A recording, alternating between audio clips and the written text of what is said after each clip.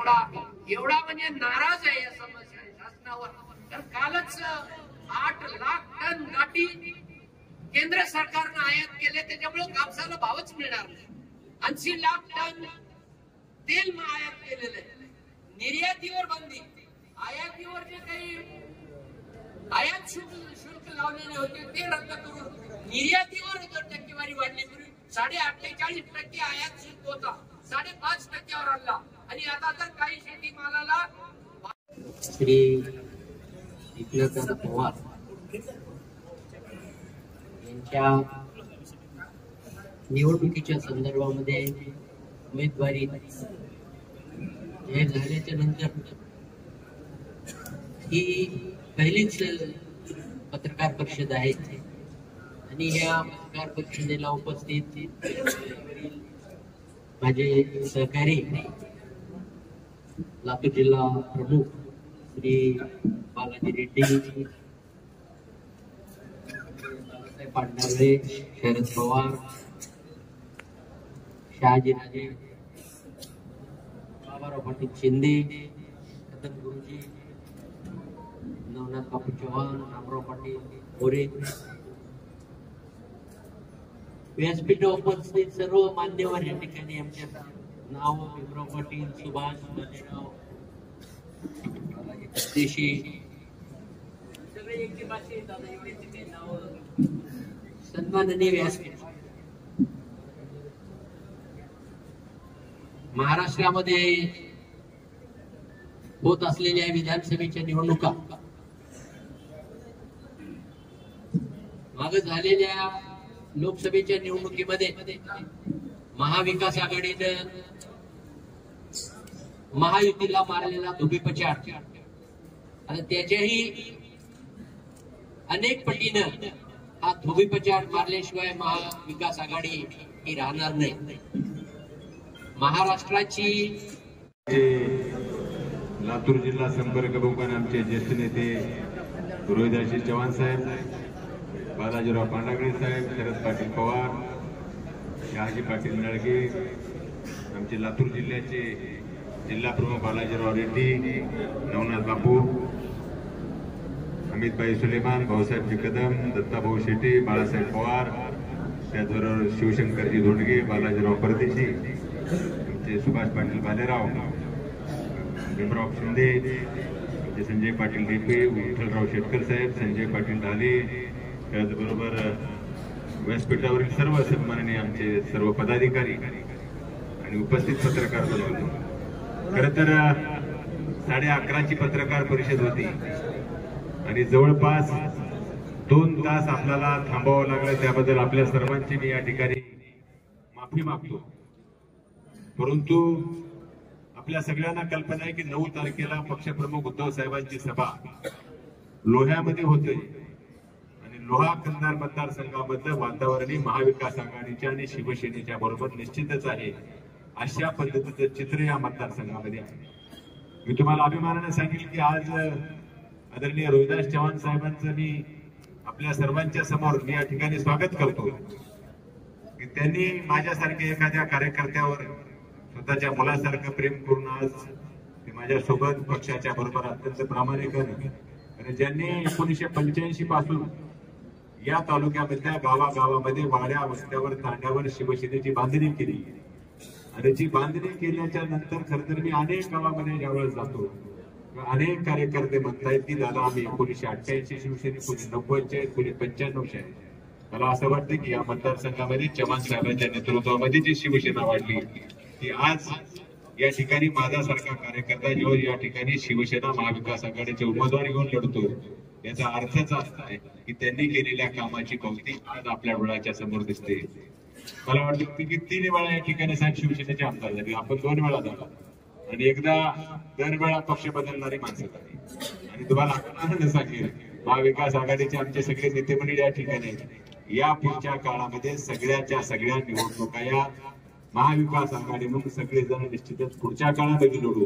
हा विजय इथं सुरुवात राहणार आहे. लक्षात ठेवा, पुढच्या 2 नगरपालिका असतील, पुढच्या जिल्हा परिषदा, सगळ्या पंचायत समित्या आणि सर्व शासकीय कमिट्यामध्ये अभिमानाने सांगावं असं ज्या पद्धतीनं महाविकास आघाडीचं वातावरण या राज्यात साहेब त्यांनी सांगितलं एकनाथ पवारला अजून गावच माहित नाही. मी ते 4-4.5 वर्ष गावागावामध्ये फिरते. त्यांनी गावं विसरलेत, माणसं विसरलेत, लक्षात ठेवा. त्यांच्यामध्ये एवढं जर असेल त्यांनी मला गावाला घेऊन जावं, त्यांनी गाव सांगावं, मी त्यांना पायी घेऊन जाईल आणि त्या गावाला गेलं तर त्यांनी निवडणुकीत मीठ राहावं. हे खोटं बोलायची त्यांची पद्धत आहे. दरवेळा वेगळं खोटं बोलणं. या संदर्भामध्ये त्यांना त्याचं उत्तर मी देतो. चव्हाण साहेब, आपणासाठी प्रश्न आहे. ह्या मतदारसंघामध्ये शिवसेना म्हणजे रोहिदास चव्हाण साहेब हे गणित समीकरण असताना आपणास ह्या यंत्रणे देण्यासाठी एवढा विलंब का लागला? ती सावरण्याच्या दृष्टीनं महाविकास आघाडीनं हे उचललेलं पाऊल आणि आपल्या सर्वांच्या सहकार्यानं निश्चितपणे ह्या लोहा कंधार मतदारसंघामध्ये महाविकास आघाडीचा उमेदवार म्हणून एकनाथदादा पवार हे निश्चितपणे ह्या मतदारसंघाचे आमदार झाल्याशिवाय राहणार नाहीत. कारण शिवसेनेची बांधणी काँग्रेस पक्ष, राष्ट्रवादी काँग्रेस पक्ष आणि जे काही घटक पक्ष आहेत या सगळ्यांचं सहकार्य आणि विशेष म्हणजे मुस्लिम बांधवांचं सहकार्य, आंबेडकरी विचाराच्या मतदाराचं सहकार्य. कारण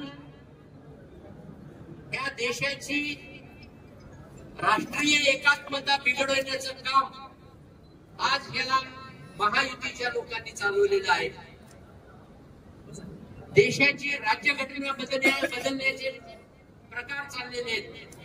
हे याच्यापूर्वी काही लोकांच्या आव्हानाला ओ देऊ आंबेडकरी चळवळीतील त्या विचाराचे मतदार असतील, एमआयएमच्या माध्यमामधून असतील, त्या सगळ्यांच्या लक्षात आलंय की काहीतरी आपली चूक होते आहे आणि त्यांनी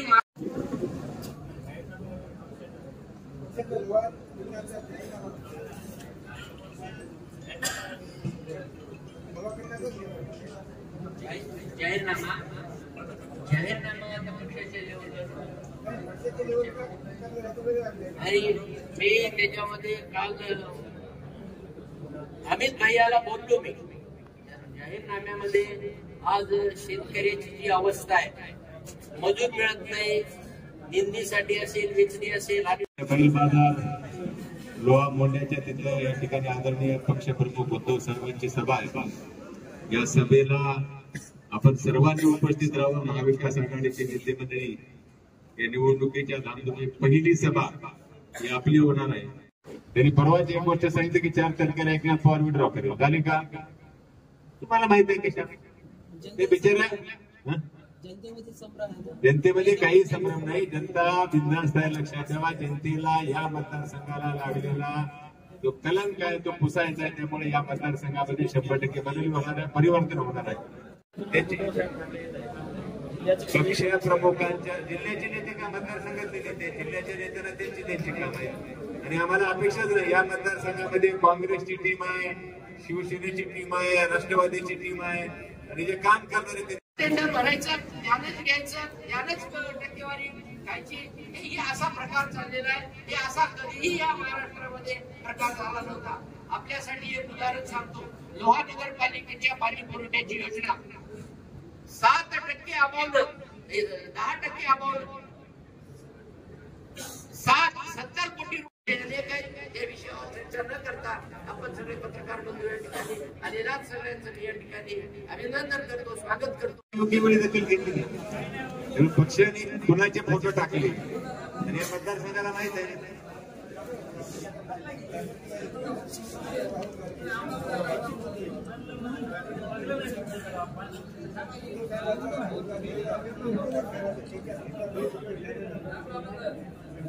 उद्या हे बघा, त्यांना ते सगळ्या नेत्यांच्या संपर्कात आहेत.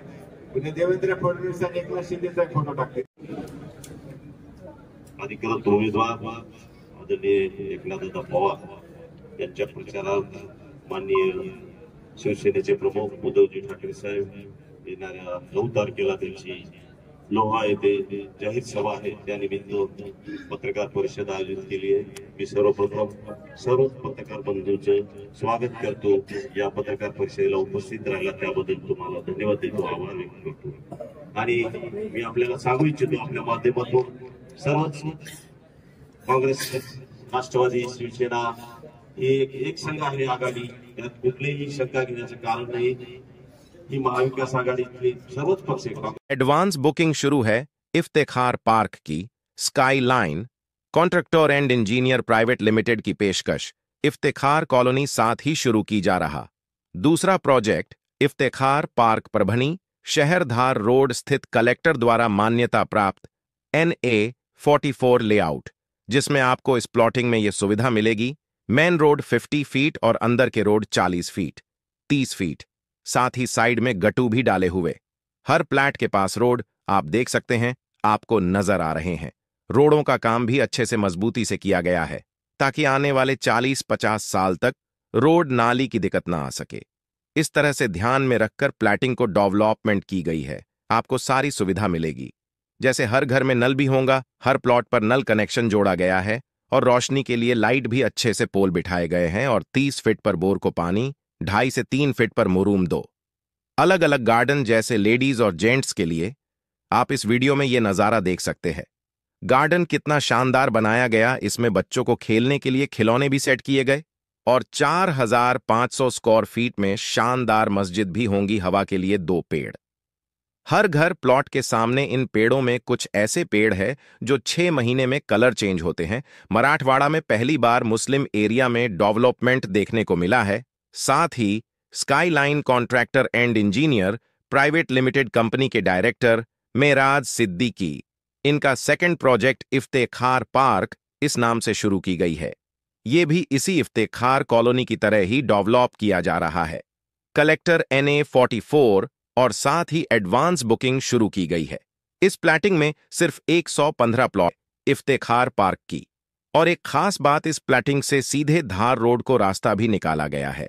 इसमें भी लाइट नल नाली रोड और हर प्लैट के सामने पेड़ लाइट पोल, खुद की DP, जिनकी ख्वाहिश है ताकि वो ख्वाहिशमंद भी ले सके. इफ्तेखार पार्क आमदनी और जरूरत पर ख्याल रखते हुए ये प्लॉट निकाले गए. आप भी एक बार जरूर जाकर देखें और अपने सपनों को पूरा करें. जानकारी के लिए मौलाना अब्दुल रशीद नदवी, इन्हें 9997077513 इस नंबरों पर कॉल करके जानकारी हासिल कर सकते.